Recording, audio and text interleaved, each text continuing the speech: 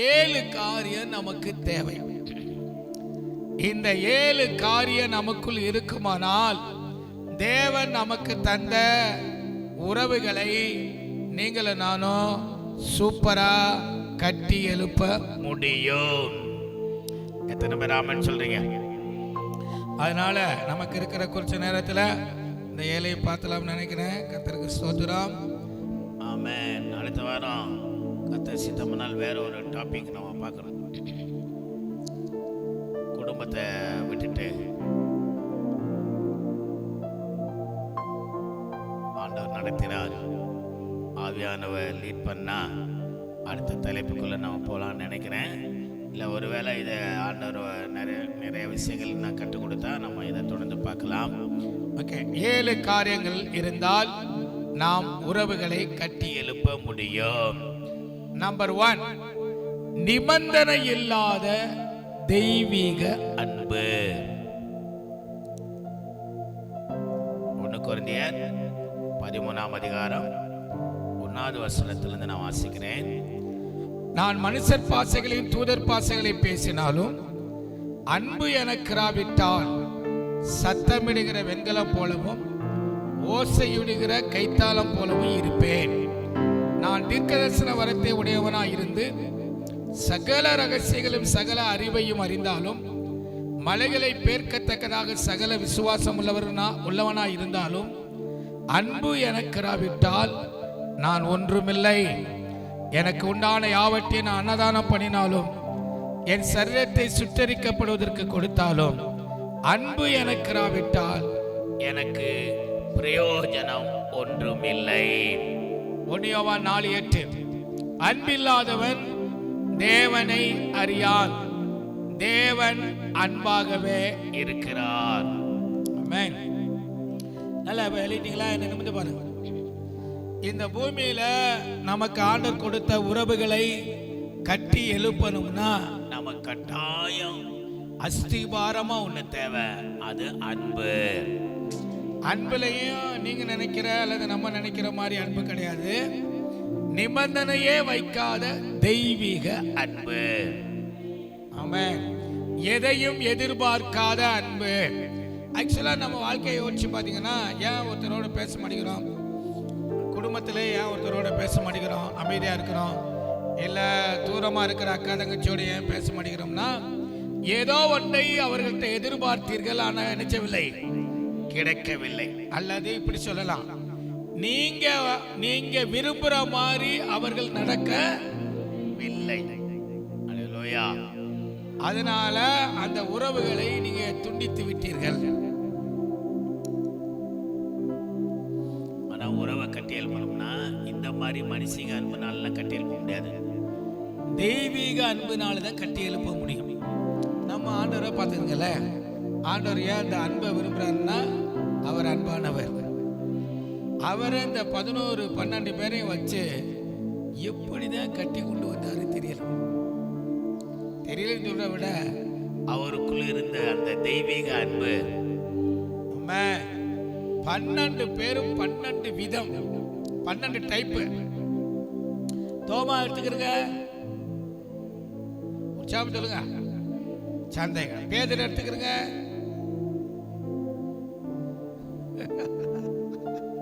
யாக்கோபு யோவான் எடுத்துக்கிறங்க, இடி முழக்கம் அந்திரேவை எடுத்துக்கிறங்க.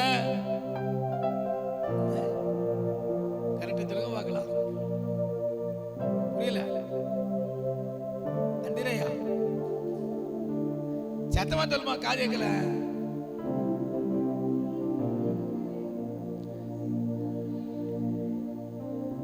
அந்திரேயா யூதாசன் நீ தேவச்சரு, நீ புதுசா நீ அப்பாயின்மெண்ட் பண்றியா? நீ தேவச்சரு கணக்கு போடுகிறவன். ஆண்டவர் சொல்றாரு, நீங்க தான் சாப்பாடு கொடுக்கணும் இந்த மக்களுக்கு சொல்லும் போது கால்குலேட்டர் எடுத்து கணக்கு போடுற வேலையை அவர் ஆண்டவரே 300 பணத்துக்கு வாங்கலாலும் இந்த புரோட்டா சப்பாத்திலாம் அழிச்ச முடியாது, வாங்க முடியாது. பிலிப்பை எடுத்துக்கிறீங்க. இதுக்கு வேலை யார சொன்னாலும் உங்களுக்கு தெரியாது. கர்த்தர் நல்லவர். யூதாசே நமக்கு சொல்லவே வேணாம். இவ்வளவு டைப் உள்ள ஆட்களையும் செம்மையா நடத்தினார். அல்லேலூயா. அவங்களுக்குள்ள உரசல் வந்த போதும் ஆமென், யார் பெரியவன் அப்படி சொல்றாங்க, நிறைய சண்டையெல்லாம் போட்டிருக்கிறாங்க. ஆமென். இதெல்லாம் சமாளிச்சு ஒவ்வொருத்தனுக்கும் ஆண்டவர் கிருபையா தன்னுடைய அன்பினால, அதான் யோவான் 13 இருக்கு நினைக்கிறேன், தம்மிடத்தில் அன்பு வைத்தபடியே முடிவு பரியந்தான் அவர்கள் மேல அன்பு வச்சாராம். ஆமென். அந்த அன்பு தான் அந்த உறவுகள் எல்லாம் கட்டி எழுப்பிச்சு. ஒருத்தனை தவிர, கேட்டின் மகன் கெட்டு போனாலும் இல்லையா, அவனை தவிர மீது எல்லாரையும் ஏசப்பா நிறுத்தினார். பேதர் அப்படி எந்திரி நிற்கும் போது அந்த 11 பேர் எந்திரிச்சுட்டாங்க பாருங்க. அந்த அளவுக்கு அன்பினால கட்டி எழுப்பினார்.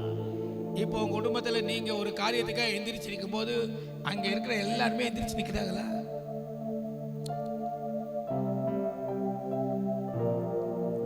என்னங்க, அப்படி ஒரு குடும்பம் இருக்கா? ஒரு தலைவனோ தலைவியோ ஒரு காரியத்துக்காக நிற்கும் போது குடும்பமே நிக்குதா? யோசிச்சு பாருங்க, நிக்குதா? அன்பு ரொம்ப ரொம்ப ரொம்ப ரொம்ப முக்கியம். உறவுகளை கட்டி எழுப்பதில் மிகப்பெரிய ஆயுதம் அன்பு தான். அதுதான் அஸ்திபாரமும். ஆமென்.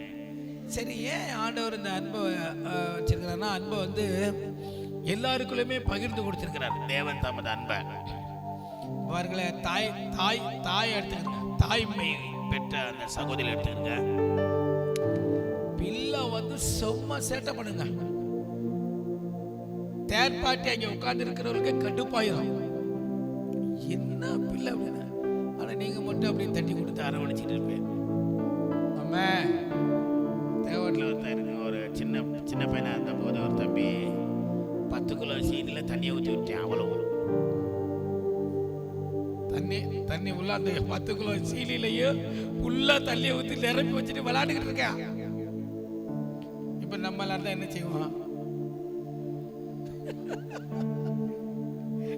அல்லேலூயா. ஆனா அப்படி உங்க பிள்ளை எல்லாம் நீங்க வெளுத்து கொள்ற மாதிரிலாம் போகலையே. என்னதான் சேட்டை பண்ணாலும் அதை வந்து அப்போதைக்கு 2 அடி அடிச்சு விட்டு அப்புறம் இல்லை அழுதுகிட்டு, இல்லைன்னா கொஞ்சிக்கிட்டு, இல்லைன்னா பிரியாணி வாங்கி கொடுத்துக்கிட்டு, இது இது எப்படி உங்களுக்கு முடியுதுன்னா அதுதான் அன்பு. நாம சொல்லுவோம். இதே காரியத்தை தான் நம்ம குடும்பத்தில் உறவுகளை கட்டி எழுப்புவதில் பயன்படுத்த வேண்டும். அன்பினால கிரியை செய்ய வேண்டும். மாமியார் இருக்கலாம், மாமனார் இருக்கலாம், நாத்தனார் இருக்கலாம், யாரா இருந்தாலும் பிரச்சனை இல்லை. அவங்கள்ட்ட அன்பினால செயல்பட வேண்டும். ஓகே, அடுத்த 2வது விஷயம். ஆமென். 2வது, சமாதானத்தை விரும்பும் இருதயம். உறவுகள் கட்டி எழுப்பணும்னா 2வது நமக்குள்ள தேவையானது சமாதானத்தை விரும்பும் இருதயம். ஆதியாகமம் 49:10, உபாகமம் 2:26, உபாகமம் 20:10, உபாகமம் 20:11, உபாகமம் 20. மறுபடியும் சொல்றேன். ஆதியாகமம் 49:10, உபாகமம் 2:26, உபாகமம் 20:10, உபாகமம் 20:11. இதெல்லாம் வாட்சி பார்த்தீங்கன்னா ஆதியாகமம் 49:10 வாசிங்க.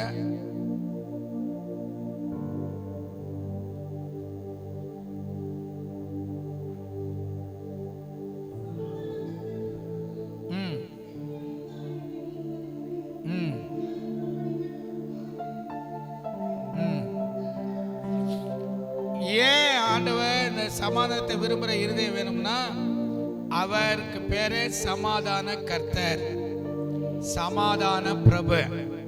அதனால இங்க பாருங்களேன், இஸ்ரவேல் ஜனங்கள் எகிப்தை விட்டு வெளியே பிரயாணப்பட்டு வரும்போது உபாகமம் 2:26 மோசே என்ன சொல்றார் பாருங்க. அப்பொழுது நான் வாசிங்க.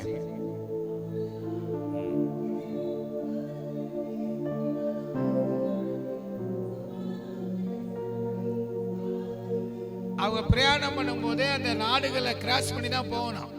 எடுத்தோன்னா யார் எந்த நாட்டிலையும் சண்டைக்கு நிச்சயல. ஆண்டவர் என்ன சொல்லி கொடுத்தாருன்னா, முதல்ல ஒரு தேசத்தை கிராஸ் பண்ணும்போது, இப்போ நம்ம இந்தியாவிலேருந்து கிளம்புறோம், பாகிஸ்தானை கிராஸ் பண்ணணும்னு வச்சுக்கோங்களேன். இப்போ ஒரு ஸ்தானாதிபதியை பாகிஸ்தானுக்கு அனுப்புகிறோம். நாங்கள் இந்த ஊர் வழியாக போய்க்கிறோம், எங்களுக்கு பசிச்சா காசு கொடுத்து புரோட்டா சப்பாத்தி இட்லி தோசை நிச்சயம் வாங்கிக்கிறோம். நாங்கள் வலதுபுறம் இடதுபுறம் எல்லாம் சாய மாட்டோம், எதையும் செய்ய மாட்டோம். ஆனால் இந்த ஊர் வழியாக நாங்கள் கானானுக்கு போகணும், எங்களுக்கு அனுமதி கொடுங்கன்னு முதல்ல சமாதான தூது. அப்ப உபாகம் 20:10 சொல்லுது பாருங்களேன். நீ ஒரு பட்டணத்தின் மேல் அந்த பட்டணத்தாருக்கு சமாதானம் கூற கடவாய்.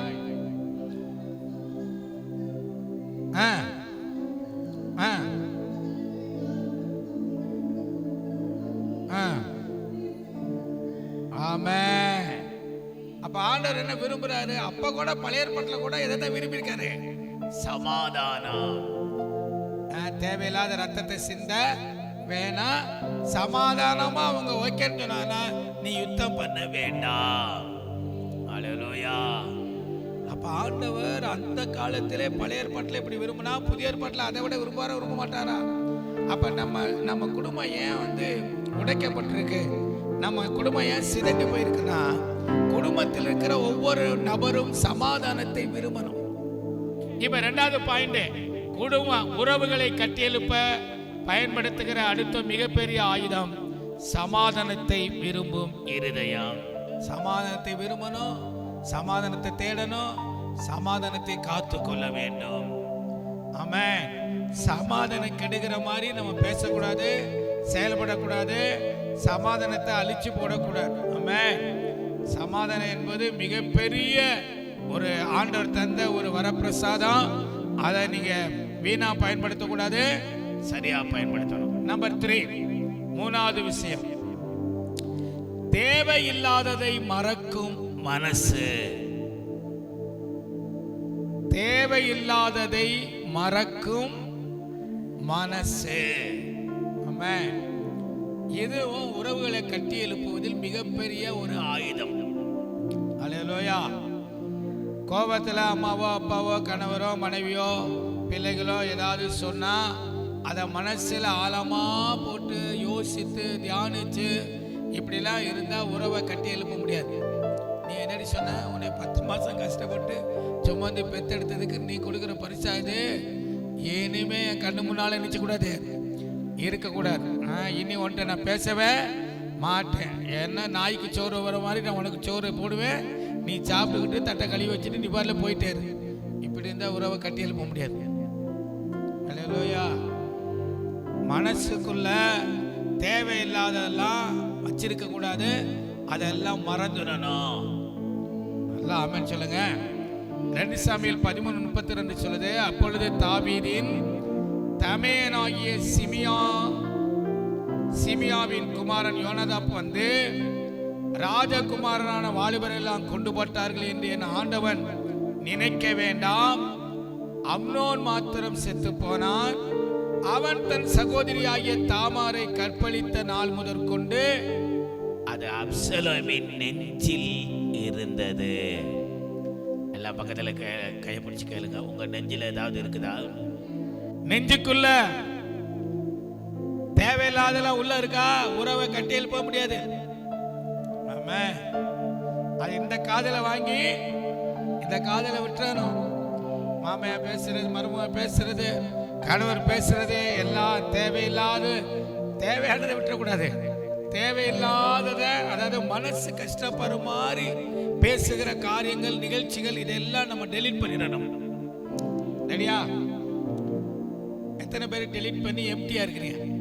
தேவையில்லாததை அவன் மனசுகளை போட்டு மாத்தாலே நீ பற்பல காரியங்களை குறித்து கவலைப்பட்டு கலங்குகிறாய். தேவையானது மரியாள் தன்னை விட்டு ஈடுபடாத நல்ல பங்கை. நமக்கு விஷயம் என்ன தெரியுமா? அநேக நேரத்தில் நம்ம மனசு குப்பை தொட்டி மாதிரி வச்சிருக்கிறோம். குப்பை தொட்டியில என்ன போடுவோம்? குப்பைன்னு சொல்ற காட்டிலும் தேவையில்லாத வேஸ்ட்டை ஃபுல்லாக அடிச்சுடுவான், அதில் கொண்டே போடுவோம். அப்போ நம்ம மனசுலையும் இப்படிதான் நிறைய பேர் தேவையில்லாதெல்லாம் உள்ள சேர்த்து வச்சிருக்கனால, தேவையில்லாதெல்லாம் சேர்த்து வைக்கும்போது தேவையானதெல்லாம் வெளியே போயிடும். தேவையானதெல்லாம் சேர்த்து வச்சா தேவை இல்லாததெல்லாம் வெளியே போயிடும். எத்தனை பேர் ஆமென் சொல்றீங்க? ஹல்லேலூயா. நல்லா சொல்லுங்க. நிறைவானவர் வரும்போது குறைவானதெல்லாம் ஒளிந்து போய்விடும். அப்ப நல்லா நம்ம தெரியணும், உறவுகளை கட்டி எழுப்புறது இது ஒரு முக்கியமான பாயிண்ட். மனசுக்குள்ள என்ன செய்யணும்? எதையுமே தேவையில்லாத, சரி எது தேவையில்லாதுன்னு ஏதாவது ஒரு பாயிண்ட் சொல்லுங்க. எது தேவையில்லாது? தேவையில்லாத நிறைய விஷயங்களை நீங்க தெரிந்து கொள்ளணும். அதெல்லாம் இப்போ நான் பேச நேரம் இல்லை. அப்படிப்பட்ட நான் சுருக்கமாக சொன்னா, எந்த நிகழ்ச்சி நம்ம மனசை வருத்தப்படுத்துதோ அது தேவையில்லாதது. எந்த கான்வர்சேஷன், உரையாடல், உங்களோட பேசின அந்த வார்த்தைகள் பேசியிருப்பாங்கல்ல, அதெல்லாம் மனசுக்குள்ள இருந்து நம்மளை காயப்படுத்திட்டே இருக்குதோ அது தேவையில்லாதது. அதெல்லாம் வெளியேற்றணும். சொல்லுங்க, ஆமென் சொல்லுங்க. நீங்க குடிக்க தண்ணி எடுக்கிறீங்க, அதுல செத்த இருக்குன்னு வச்சுக்கோங்களேன், தூசி இருக்கு அல்லது எறும்பு கிடக்கு, என்ன செய்வீங்க?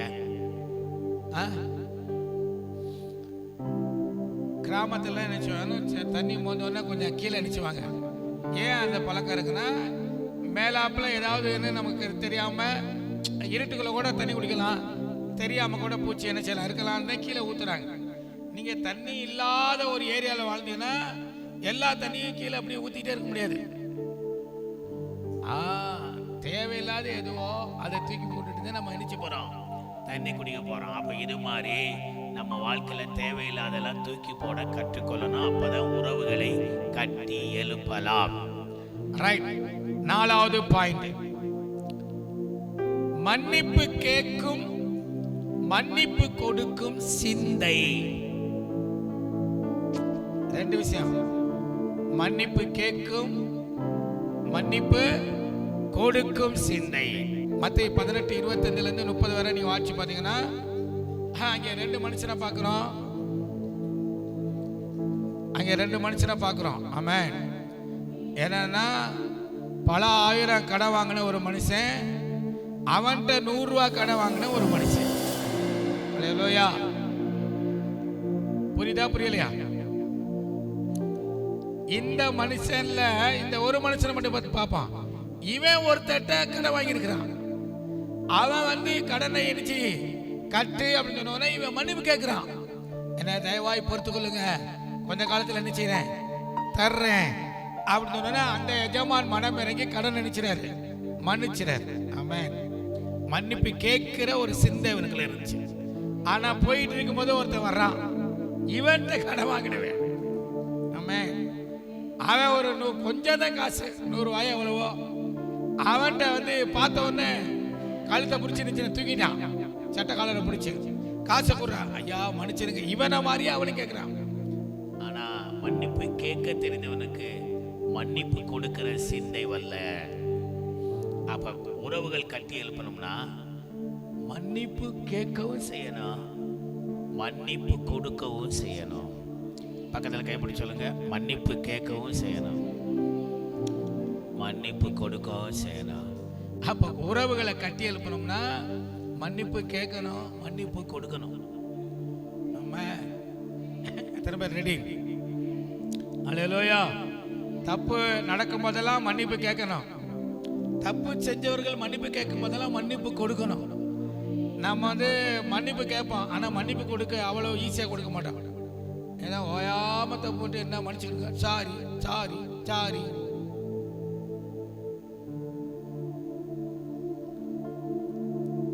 என்ன இப்பதான் இந்த வீடியோல வெரைட்டியா வீடியோ போடுறாங்க. கண்ணத்தில் அரைஞ்சு விட்டு சாரி, அவனு கண்ணத்தில் அரைஞ்சு விட்டு சாரி. அதுக்கடுத்து நான் சொல்ல தேவை. ஹல்லேலூயா. காலை மிதிச்சு விட்டு சாரி, இவனு காலை மிதிச்சு விட்டு சாரி. நம்ம சாரிக்கே மதிப்பில்லாம ஆக்கிவிடக்கூடாது. மன்னிப்பு என்பது ரொம்ப வெளியேறப்பட்டது, நம்ம சொல்லுவோம். அப்படி சார் இது இருந்தால் தான் உறவை கட்டி எழுப்ப முடியும். ரைட். அடுத்து எத்தனை பாயிண்ட்? 5 மனம் விட்டு பேசும் குணம். மனம் விட்டு பேசும் குணம். ஒரு வசனம் வாசிங்க. யோவான் 7:13. ஆனாலும் யூதருக்கு பயந்திருந்த நாளே ஒருவனும் அவரை குறித்து தாராளமாய் 2 கொரிந்தியர் 3:12 நாங்கள் இப்படிப்பட்ட நம்பிக்கை உடையவராவதால் மிகவும் தாராளமாய் பேசுகிறோம். ஆமென். எசேக்கியேல் 29:21 அந்நாளிலே நான் இஸ்ரவேல் வம்சத்தாரின் கொம்பை முளைக்க பண்ணி அவர்கள் நடுவில் தாராளமாய் பேசும் வாயை உனக்கு கட்டளையிடுவேன். நல்ல மனதார பேசணும். அல்லேலூயா. இந்த சில பிள்ளைகளை வாயிலிருந்து வார்த்தையை வாங்கவே முடியல. ஆமென். ஏன் பாப்பா அமைதியா இருக்க? பேசாம குத்துக்கள் மாதிரி. அல்லேலூயா. மனசு இருக்க சொல்ல வேண்டியதானே? ஏன் கச ஒரு மாதிரி இருக்க? மனசு இருக்கிறத சொல்லணும். அப்பதான் உறவு கட்டி எழுப்ப முடியும். ஆமென். மனம் விட்டு பேசுகிற குணம் உங்களுக்கு வேணும். ஆமென் சொல்லுவோம். கணவர்கிட்ட மனம் விட்டு பேசணும். வீட்டில் இருக்கிற உறவுகள்கிட்ட மனம் விட்டு நினைச்சணும் பேசணும். இப்படி இருந்தா உறவை சூப்பரா கட்டி எழுப்பலாம். எத்தனை பேர் ஆமென் சொல்றீங்க? அடுத்த பாயிண்ட் எத்தனை? 6வது சகித்து கொள்ளும் மனப்பான்மை. சொல்லுங்க, சகித்து கொள்ளும். சகித்துக் கொள்ளுதல் என்றால் என்ன? நாம் விரும்பாத எல்லாம் நடக்கும் போது பொறுமையா இருக்கிறோம் பாருங்க, அதுதான் சகித்து கொள்ளுதல். ஆமென். நம்ம எதிர்பார்க்கிறது நடக்காத போது அமைதியா இருக்கிறோம் பாருங்க, அதுதான் சகித்து கொள்ளுதல். வசனத்தை எழுதிக்கிறீங்க. எபிரேயர் 10:32, எபிரேயர் 12:2, எபிரேயர் 12:3. ஆமென். இதெல்லாம் சகித்து கொள்ளும் மனப்பான்மை. சகித்து கொள்றத குறித்து நம்ம பார்க்கிறோம். குடும்பத்துல நிறைய விஷயம் சகிக்கணும். இதுவரை சகிச்சுதான் இருக்கிறீங்க, இன்னைக்கு சாகுற வரைக்கும் சகித்து கொள்ளணும். ஆமென் சொல்லுவோம். அப்பதான் உறவை கட்டி எழுப்ப முடியும். இந்த ஸ்ட்ரெயிட் ஃபார்வர்டு சொல்றாங்களா, நான்லாம் ஸ்ட்ரெயிட் ஃபார்வேர்டு. நான்லாம் வெட்டு ஒன்று, அதெல்லாம் உறவை கட்டி எழுப்ப முடியாது. வெட்டு 1 துண்டு 2னா நீங்கள் மரத்தை வெட்டி துண்டு 2 ரைட்டு. உறவுகள்கிட்டெல்லாம் வச்சுக்கிட்டு வெட்டு 1 துண்டு 2 அப்புறம் உறவை கட்ட முடியாதுங்க. அல்லேலூயா. கொஞ்சம் அட்ஜஸ்ட்மெண்ட், கொஞ்சம் சகித்து கொள்ளுதல், கொஞ்சம் பொறுத்து கொள்ளுது, இதுக்கு தான் வேணும். ஆமென். ஏசப்பாவுடைய ரேஞ்சுக்கு இந்த 12 சீசன் இருந்தாங்களா? ஏசப்பாவுடைய பரிசுத்தத்துக்கு இருந்தாங்களா? ஏசப்பாவுடைய அன்புக்கு இருந்தாங்களா? ஏசப்பாவுடைய இரக்கத்துக்கு இருந்தாங்களா? மொத்தத்தில் ஏசப்பா லெவலுக்கு யாருமே இல்லை, நம்மளும் இல்லை. நம்ம எல்லாருமே அவர் சகிச்சுக்கிட்டு நடத்திக்கிட்டு இருக்காரு. நம்ம வாயை திறந்தா மூடுறதில்லை, அவர் வாயை திறக்காம அமைதியா இருக்காரு. சொல்லுவோம். நம்ம கண்ட சிந்தையெல்லாம் சிந்திக்கிறோம், கண்டதெல்லாம் பேசுறோம், செயல்பாடு அப்படிதான் இருக்குது.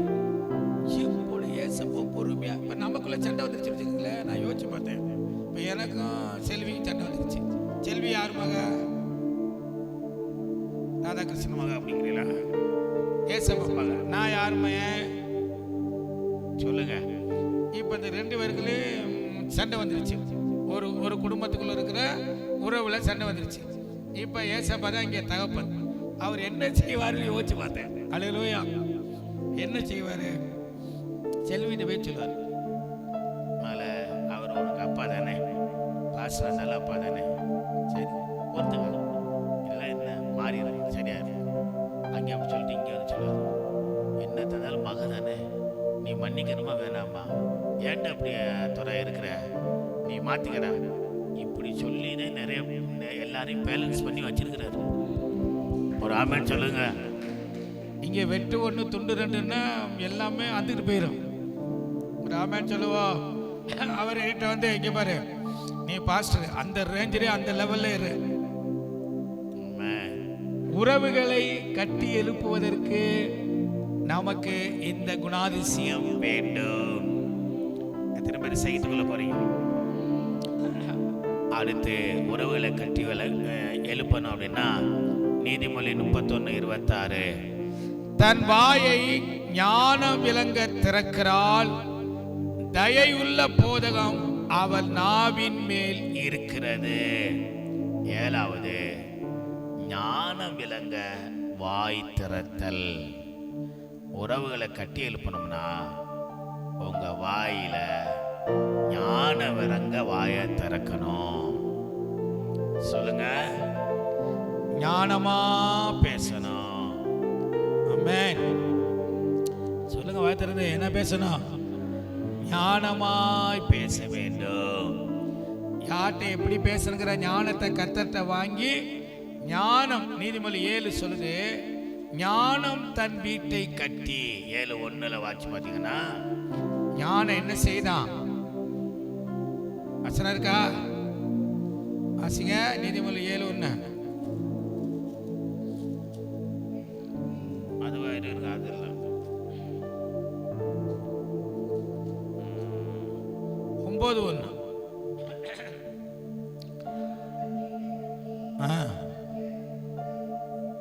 போதும். ஞானம் தன் வீட்டை கட்டி. அப்ப ஞானமா இருக்கிற அந்த சகோதரி சகோதரன் குடும்ப உறவுகளை கட்டி எழுப்புவார்கள். கண்களை மூடி நம்ம ஜெபம் பண்ணுவோம். நல்ல ஆண்டவரே, ஆமென். ஸ்தோத்திரம். சத்தத்தை உயர்த்தி தகப்பனே, உங்க சன்னதியில் எங்களை தாழ்த்தி அர்ப்பணித்து நாங்கள் ஜெபிக்கிறோம். பரிசுத்த ஆவியானவர்களுக்கு உதவி செய்வீராக. நல்ல சோதரம் பண்ணுங்க, நல்ல சோதரம் பண்ணுங்க. இயேசுவின் நாமத்தினால ஆண்டவரே, உங்க சன்னதியில் அர்ப்பணித்து நாங்கள் ஜெபிக்கிறோம். குடும்ப உறவுகளை கட்டி எழுப்புகிற அந்த கிருபையை கர்த்தருக்கு தருவீராக. ஆண்டவரே, இந்த 7 காரியங்களும் இயேசுவின் நாமத்தில் எனக்குள்ள வெளிப்படுவதாக. நிபந்தனையற்ற தெய்வீக அன்பு வருவதாக. அப்படியே ஆண்டவரை ஒப்பு கொடுங்க. நிபந்தனையற்ற தெய்வீக அன்பு எங்களுக்குள்ள கர்த்தர் தரும்படி நாங்கள் ஜெபிக்கிறோம். சொல்லுங்க சொல்லுங்க, எங்களுக்குள்ள தருங்க ஆண்டவரே. அப்பா, உமக்கு ஸ்தோத்திரம். சமாதானத்தை விரும்புகிற இருதயத்தை தாங்க ஆண்டவரே. தேவையில்லாது மறக்கும் மனசை தாங்க ஆண்டவரே. மன்னிப்பு கேட்கிறதும் கொடுக்கிறதும் இருதயத்தை தாங்க ஆண்டவரே. மனம் விட்டு பேசுகிற குணத்தை தாங்க ஆண்டவரே. சகித்துக் கொள்ளுகிற மனப்பான்மையை தாங்க ஆண்டவரே. ஞான விளங்க வாய் திறக்கிற அந்த சுபாவத்தை அடியேனுக்கு கேட்கிற ஜனங்களுக்கு தாங்க ஆண்டவரே என்று சொல்லி நாங்கள் ஜெபிக்கிறோம். இயேசுவின் நாமத்தில் பிதாவே. என் ஆத்துமாவே கர்த்தரை ஸ்தோத்திரி, என் முழுவதுமே பரிசுத்த நாமத்தை ஸ்தோத்திரி. என் ஆத்துமாவே கர்த்தரை ஸ்தோத்திரி, கர்த்தர் செய்த சகல முழுவதும் மறவாதே.